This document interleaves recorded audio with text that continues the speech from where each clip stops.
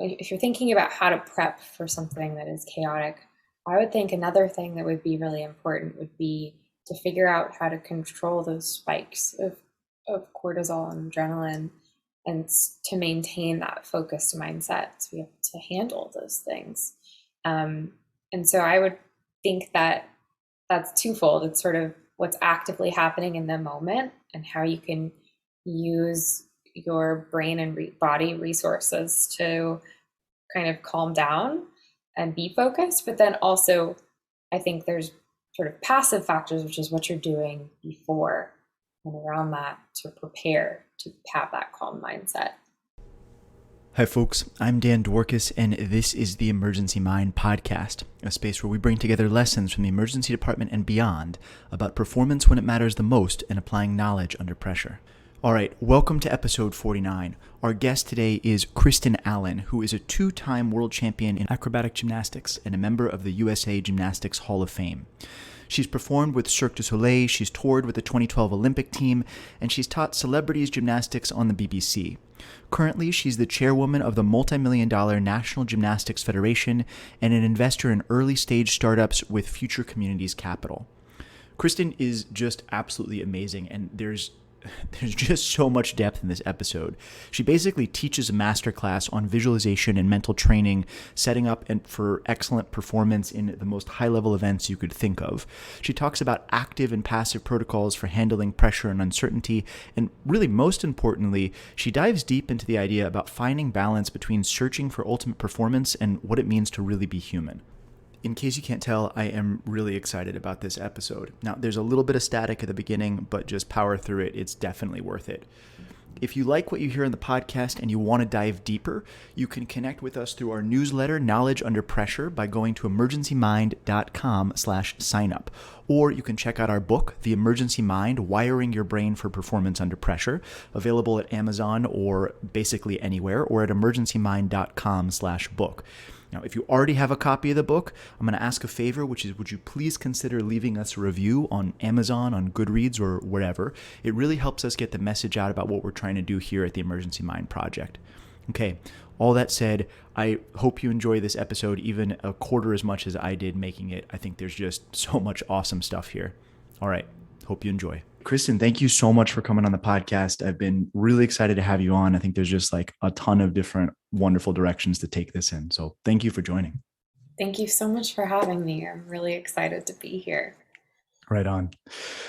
So you are somebody who performance, and specifically performance in like a very big stage, has been part of your life for a really long time. When you were first starting out, what was that like? What were some of your first memories of really sort of being conscious of performance as its own thing, separate kind of from the skill that you were performing? That is such a good question. Gosh, that takes me right back actually to my very first competition ever. I probably was maybe 8 years old. And I remember kind of blacking out. Like I got out there, I did my thing, and I got off the floor and I couldn't remember any of it. And I'm pretty sure I forgot a couple things along the way, moves I was supposed to do. And I think that was my first experience really realizing like, okay, like I need to do some mental preparation in order to really be able to stay present through all of this, because I was just so overwhelmingly nervous. And I didn't want that to happen again. And was that when you walked off after that first time and you're feeling that sensation of like, what the hell was that? Like, was that a fun feeling? Was that a terrifying feeling? It was a terrifying feeling, I would say. Yeah, I think, I really loved doing my sport. I loved practice. I loved training, especially in the very beginning. But that first competition experience really opened my eyes to how different it was performing in front of people, in front of judges, versus just, being in the gym with your friends. How much did they prepare you for that? I mean, as you think back to like maybe even just like the night before or the week before, were folks talking to you about, hey, this is going to, just so you know, this is going to feel different the first time you do this for real? Or, I mean, I'm not even really sure how to translate that to an 8-year-old in a lot of the time, but Yeah, gosh, it was so long ago and I haven't thought about it for so long. I appreciate you bringing it up. Um, yeah, because I was such a young person at the time. So I'm sure my parents probably said something to me about it, but I really don't remember. I doubt I would remember anything from my 8-year-old brain either. I think that's a pretty normal Yeah, I response. distinctly remember the experience of competing and remember feeling like that blackout of gosh, I can't remember anything, but the moments leading up to it, I Sure. don't remember. Sure. And so as you roll yourself forward in time, then like at some point, I would imagine, I guess let me ask that. At some point, was there a switch where you started to become aware of the mental pieces of performance as both different and intimately linked to the physical pieces of performance? Like Yeah. when did that first become sort of a thing for you? You know, I want to say my dad really played a big role in that for me. He still is, in his 60s, a great athlete and was really interested in the mental side of sport. He was a competitive skier, sailboat racer, windsurfer, and just at a high level at all of those things. And he was really great about always, in a very calm and non pressury kind of way, just letting me in to kind of thinking about, okay, the mental piece is probably just as important, if not more important, than the physical piece. And we can go into that and kind of what tools I used. But I think that was kind of that time period was when people were really starting to have that conversation. People started having sports psychologists. It was sort of how can you keep your head in the game? Because you can have all the talent in the world, but if you can't perform when it counts, then it doesn't matter. Yeah. Yeah. And how do you handle that part of the pressure? Right. Because I think a big similarity between, um, your world and my world, or the world of a lot of listeners to this podcast, is that same idea. Like, you can have the knowledge, you can have the training and the skill, but if you can't bring it to bear, the words that we usually use, if you can't take your knowledge and deliver it to the patient where and when they need it, the knowledge doesn't do a ton of good. So we don't have to go all the way back to 8-year-old you, but as we put yourself sort of back in time to earlier versions, what were some of the skills that you brought to bear on the mental aspects of performance? And I mean, that could be anything from like how you trained to what you did in the moments before actually performing. Like, what were those sort of early, like, I don't know, proto skills like?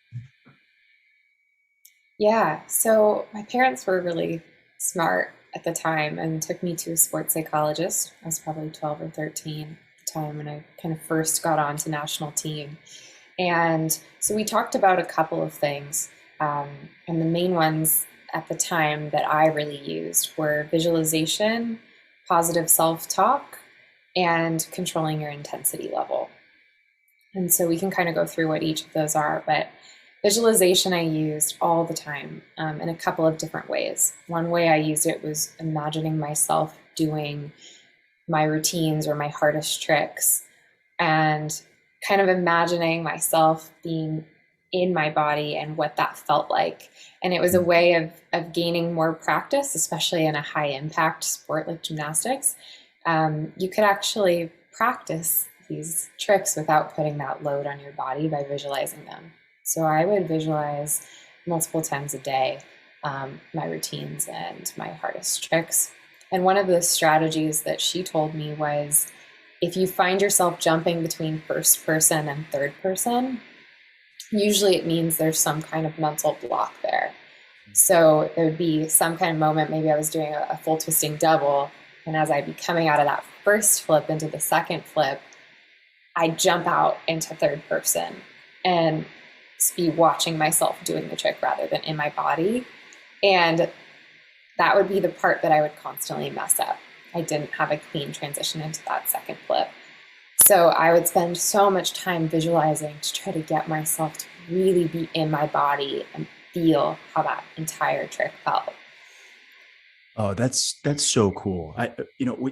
We use something where we sort of call it "don't pass go" visualization, where like you really you have like you're visualizing putting a line in or something. Like you're going to drop this central line into somebody's neck, and so you're visualizing every single step of the way, and you don't skip anything. If you realize you don't know where this particular hand should be, then you need to go back and run it again until you figure out where that hand should be. Mm-hmm.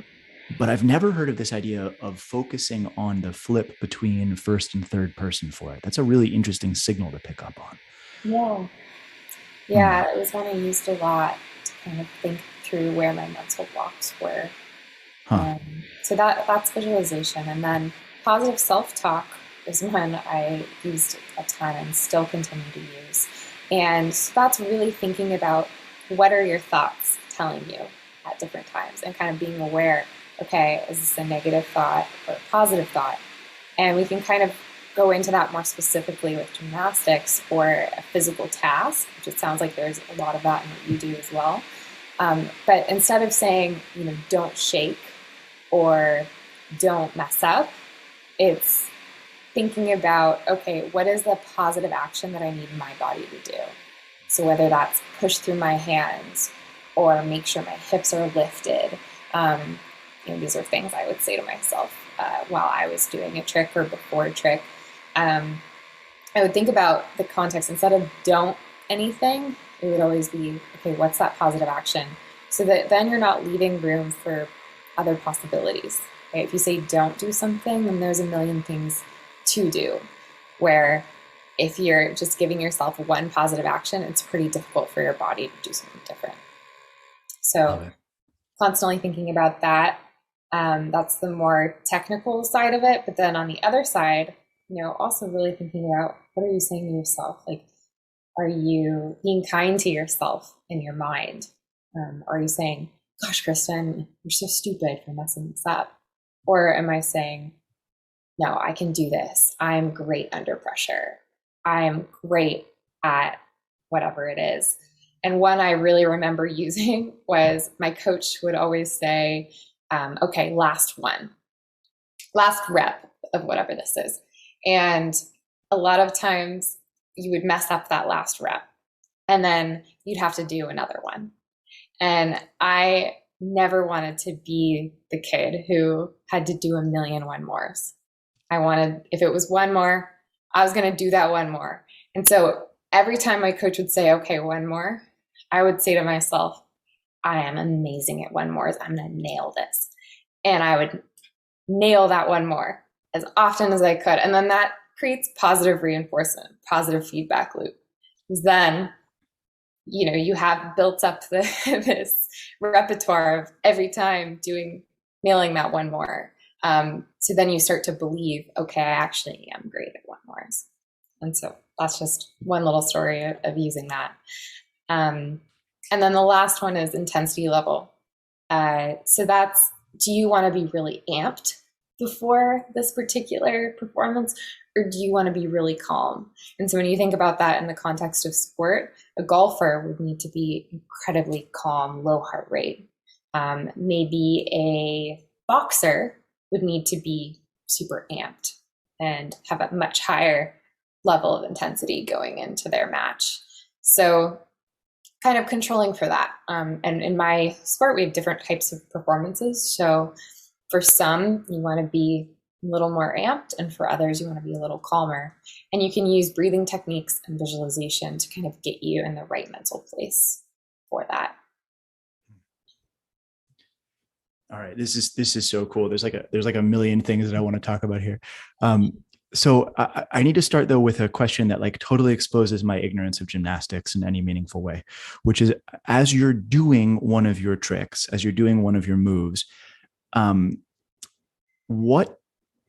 And I'm for a moment, I'm not talking about visualization. I'm talking about you're actually on the mat, you're performing your move. What are you thinking and feeling in that moment?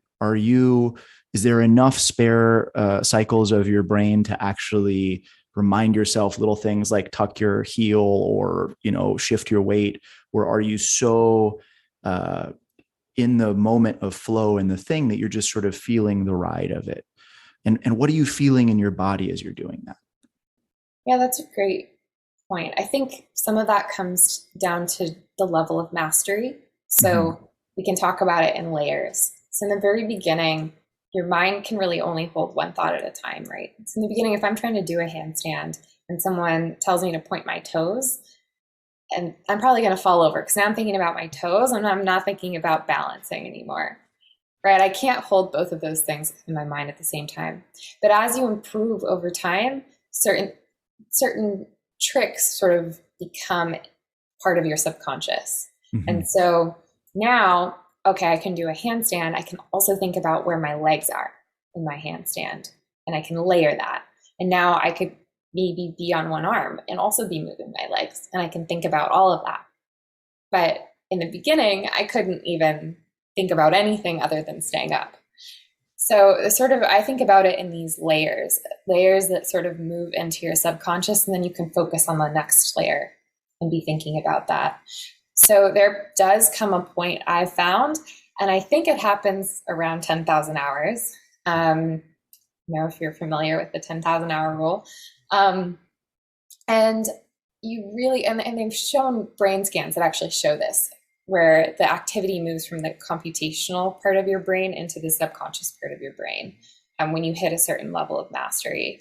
And you really feel that when you're doing it, where a lot of the thought has to change from actually being directive and me tell myself what action to take to being more about getting out of your own way. So I want to sort of almost distract my brain so I can let my body just do what it needs to do. Because if I try to direct it and think too much, then I'm actually going to mess up instead of just allowing my body to do what it's done a million times. So I would say it changes throughout the life cycle of learning something.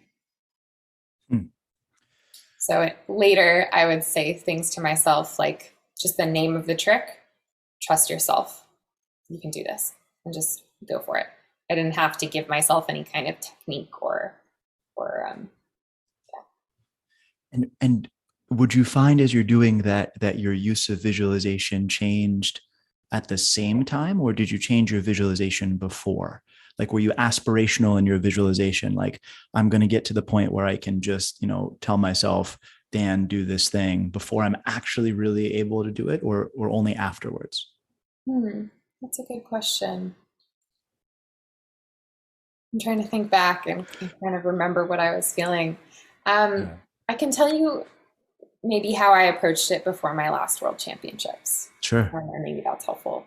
So when I was visualizing going into that final competition, a lot of what I wanted was to actually control four negative thoughts.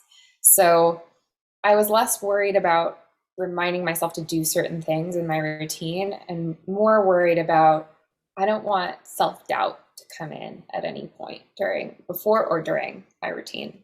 So I approached it in those two sections. Okay, I need to think about what I want to think before and then what I want to think during. And Mm-hmm. now, another thing to point out is that this is a very controlled environment, right? I knew exactly what it was going to be like. I knew I was going to have 5 minutes in the holding area, and then I knew I was going to walk out onto the floor, and then I knew I was going to have a 2.5 minute routine, and I knew exactly what was going to be in that routine. Where, in your environment, there isn't that control necessarily. You're going to come in and it's going to be different every time. So it's the same in other sports like surfing, where you're actually needing to interact with your environment. Mine was very controlled. So this doesn't work in every scenario. But for me, I actually wrote myself a script. So I wrote a letter to myself and I memorized it. I had it in my pocket. And anytime I felt a little bit of self doubt come out, I would pull it out and I would read it. And I did that for probably 2 or 3 weeks before that competition. I carried that letter with me everywhere. And so by the time that competition came up, I knew that I had it completely memorized. And in that 5 minute holding period, I just repeated that to myself over and over and over again. And that's all I thought for 5 minutes was what I wrote to myself in that letter. And then, same thing, during my visualization, I actually used keywords.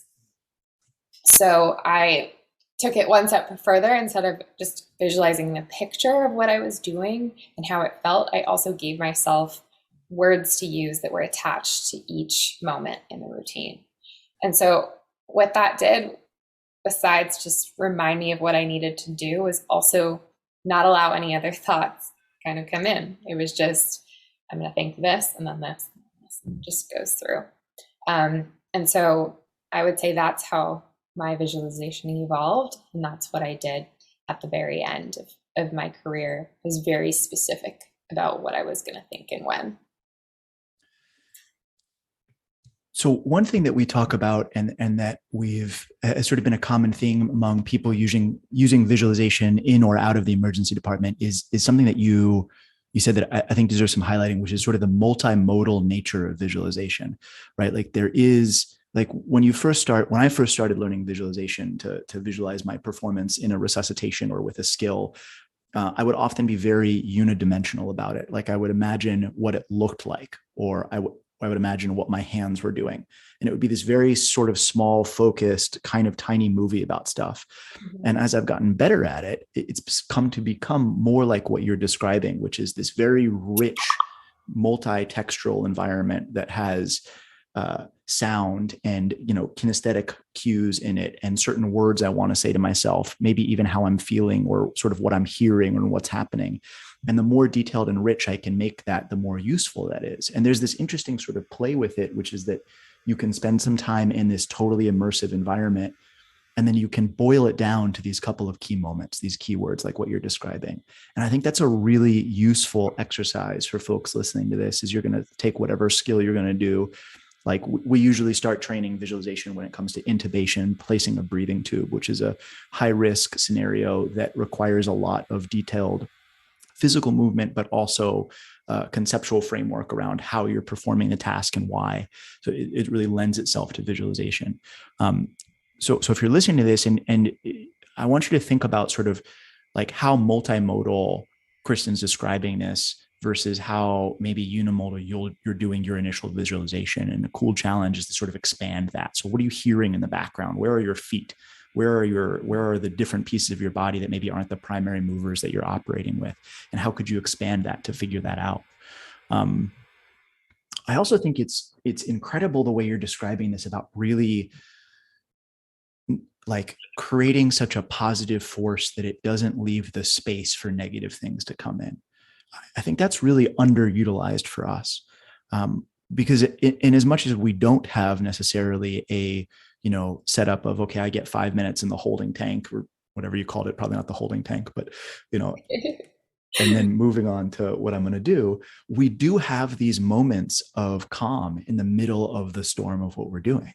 It's never a full bore sprint all the time, right? There's always this back and forth, and you can create scripts for yourself that you can fire in these small sort of quiet moments as you move forward.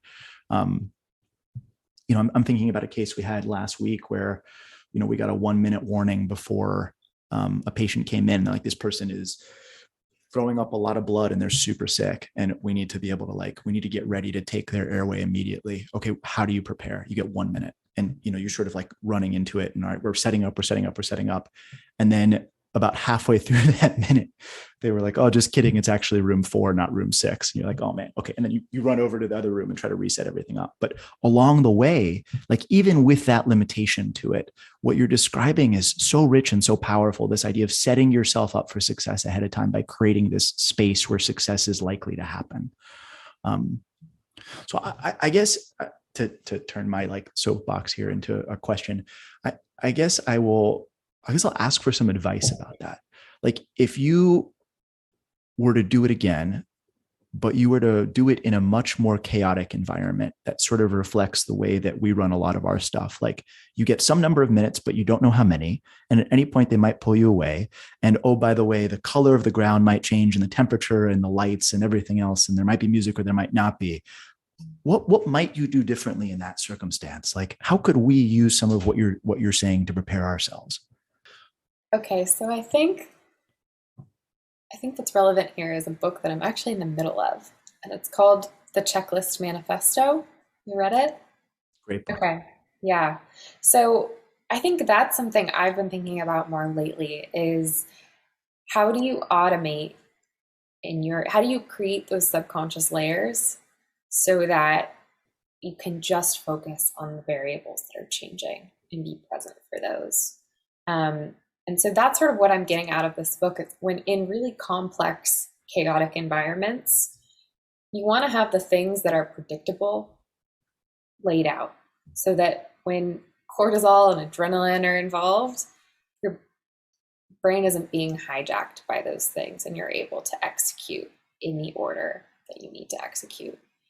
And so that's sort of what I'm thinking about incorporating more into my daily life now. It's not sports related is, okay, how can I free up my mind to focus on the things that are important and changing? And how can I create routine for all of the unimportant things so that they're somewhat automated and subconscious? And so I think that is a lot of what we did in sport as well. And I just didn't realize it. I remember being able to talk to my coach through my entire warm up, and I'd be doing flips and different things and handstands. And, but it was I did the same thing every day for so many years, that prep, that I could literally talk about my day while I did it. And so it just becomes so ingrained that then when the variables change, you can just focus on those. And I'm not sure if that's relevant, but that's just something I've been thinking about as I've been reading this book. Yeah, I think that's hugely relevant. I mean, we talk a lot about the idea of cognitive offloading through cognitive aids and the ability to sort of limit your attention span to the things that will be most useful and give you the most impact, which tends to be sort of a Venn diagram between, like, from a Stoic philosophy concept of where do you have control in the universe, and then also like what is the actual movers for this particular circumstance. And if you mash those two things together, that middle ground tends to be the most rich for where to focus. And automating and allowing systems to take care of the other pieces of that is like a really useful and really important point. What does that look like for you? Like in your life now, what experiments are you running around that? Like, how are you setting up your day to day to actually like practice that and bring that into fruition? Yeah, I want to talk about that, but I also want to come back to your previous question a little bit more and think about if you're thinking about how to prep for something that is chaotic. I would think another thing that would be really important would be to figure out how to control those spikes of cortisol and adrenaline and to maintain that focused mindset to be able to handle those things. And so I would think that that's twofold. It's sort of what's actively happening in the moment and how you can use your brain and body resources to kind of calm down and be focused. But then also, I think there's sort of passive factors, which is what you're doing before and around that to prepare to have that calm mindset. So, and I think that's the piece, and you're asking me kind of what I would change now. I think that's the piece I would have thought about a lot more is how does my rest and recovery affect what I'm doing in the moment of whatever the physical thing is. And that's just not something we focused on much. It's always just work harder, focus on what's in the moment, but we don't think about how all of these other factors affect us, like stress and lack of sleep, nutrition. And so I think when you can be more resilient, you can be so much more resilient in those high stress environments when your body and mind are prepared for them. So I don't know if that's a good segue necessarily, but yeah, no, absolutely. I think that, like we tend to conceive, like within the Emergency Mind Project, we tend to use this framework, this cycle of prepare, perform, recover, and evolve as like the pieces of what it takes to actually do well under pressure. And I if you ask me what I'm spending the most time in my own life working on, it's this recover piece, trying to figure out how to come home from work and be a human again and sort of like figure out what these background strategies are. But I love the way that you said that about like the difference between passive tools and systems and factors and active tools and systems and factors, and like what do you set up in your life that allows you to be at the place you need to be at in order to even step on the mat, probably. What does that look like for you? What are the, if you peel back the layers here a little bit, like what are the passive factors that are active in your life right now? Sure. Yeah, I think the passive factors for me are a couple of things. There's sort of creating that routine, cognitive offloading, talked about. Um, then there's also thinking about sleep, community, nutrition, mental health, and how all of those things integrate to sort of keep me at my best self.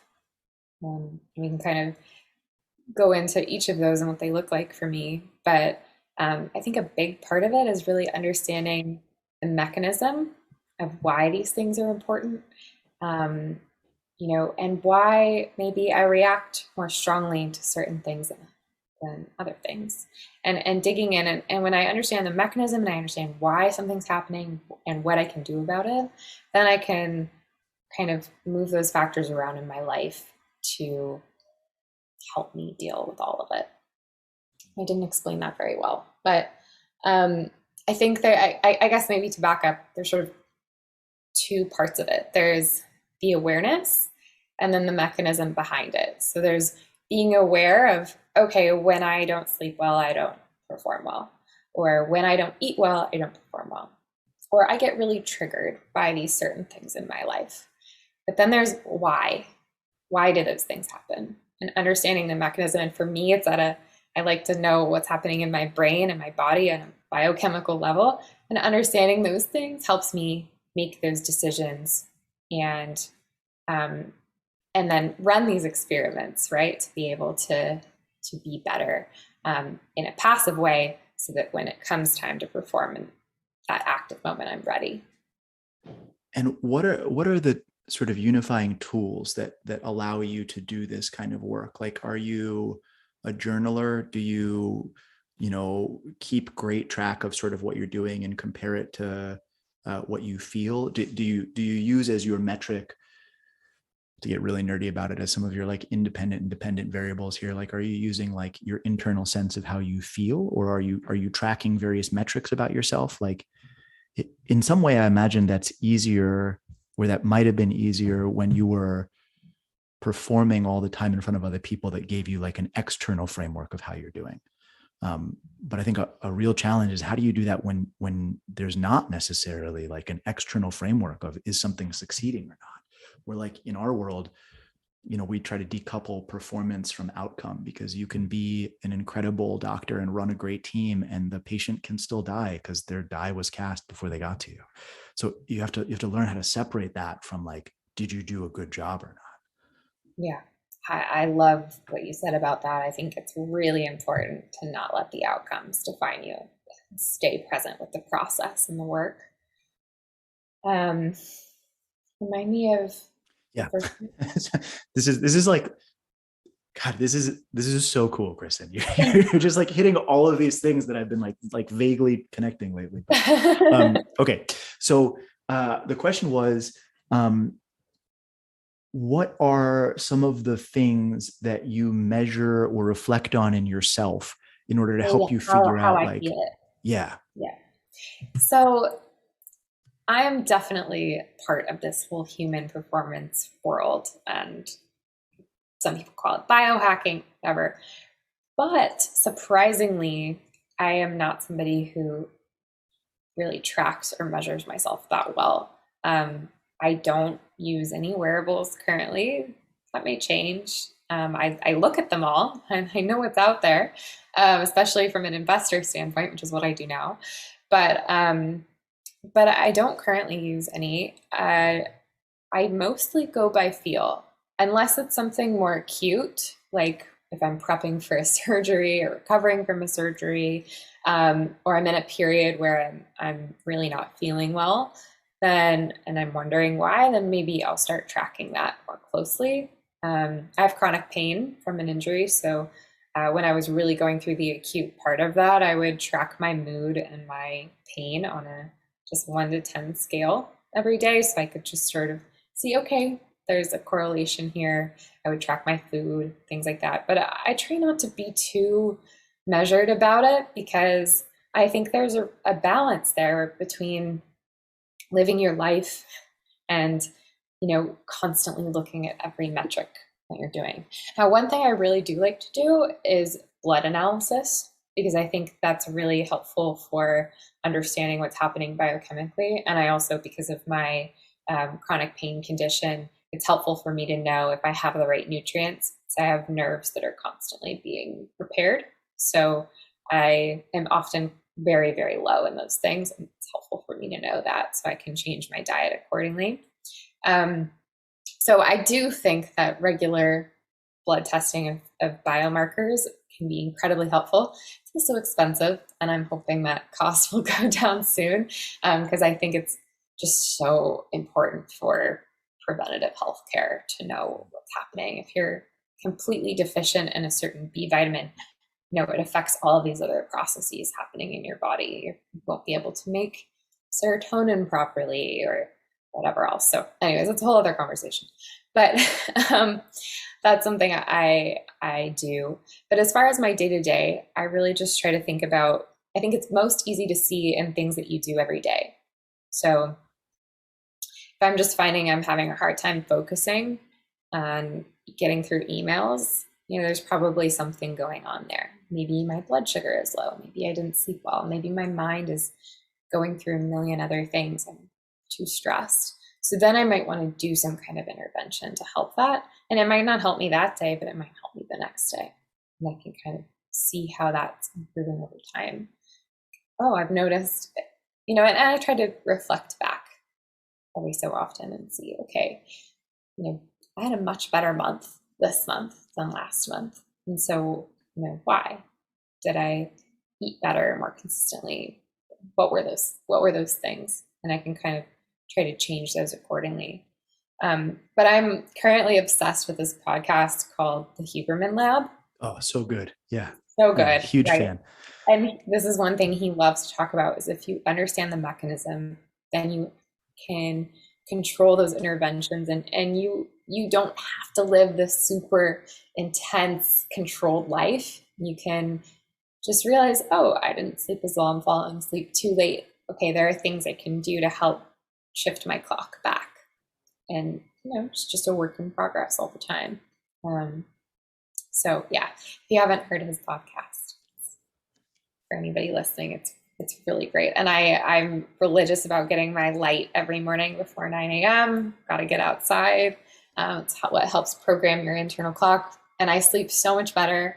And I used to not be a morning person at all, but I can now wake up at a reasonable hour and and have my brain function, thanks to just getting light in the morning. So yeah, I'm a big advocate for some of these, just understanding how your body works and what you can do to improve just such a basic level.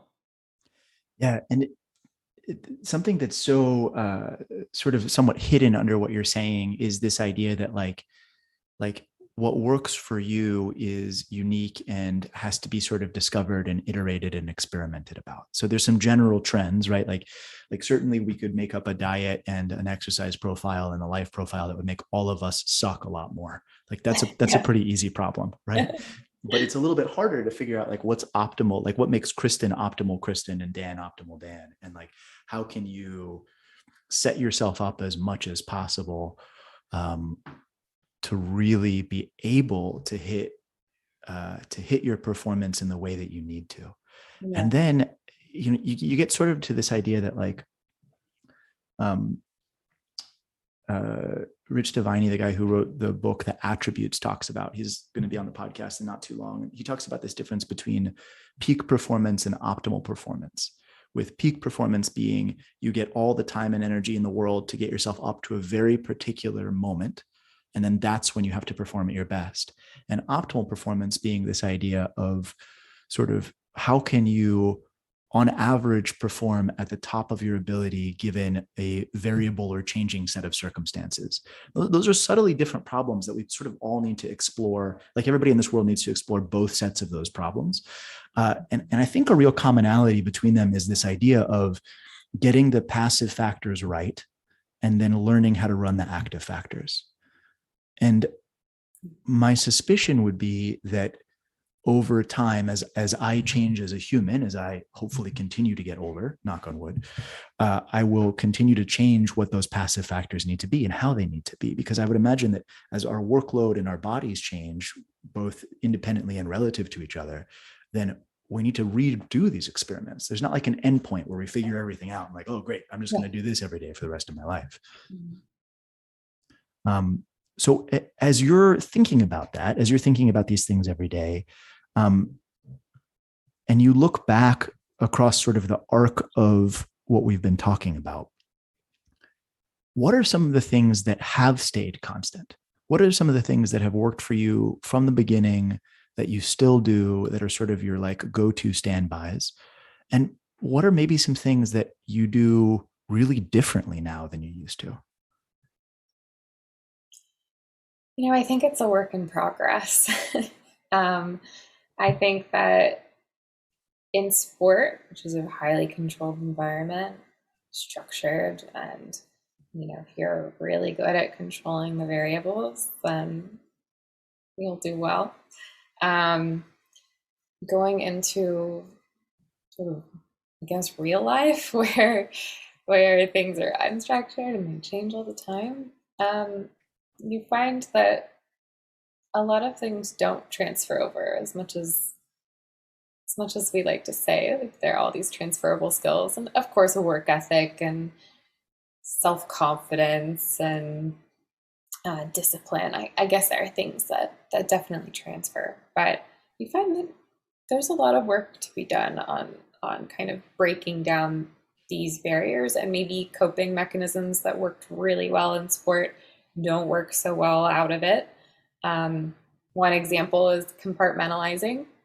I would say that was my superpower in sport. I could just turn on and off emotion, and kind of dissociate, go somewhere else, get pain, whatever, which is great in sport. It's super helpful. In real life, not helpful. Not helpful. It's important to feel your emotions, as I've learned, and deal with them in a healthy way. Kind of acknowledging them, communicating about them. Right?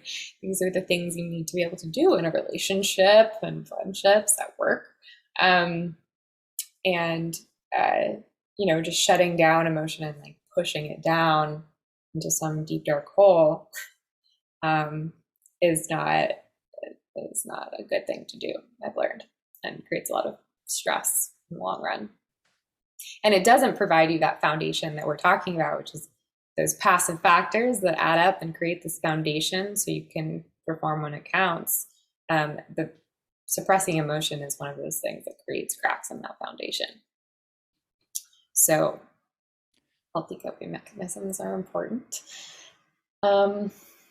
Yeah, that's so salient for a lot of us in the healthcare space these days, as I think we're, over the last year have really redefined our relationship with suffering and loss and pain in these very, very real ways. And, I know the conversations that I'm having at work with various people revolve a lot around this to say, hey, like, we're all coming to this understanding that, we had some ability to disassociate and push things down, and now we're seeing these cracks coming into that foundation. And what do you do about that? How do you put emphasis on the recovery phase and on rebuilding your foundation, even as you're still trying to be out there and pushing yourself day to day through your shifts?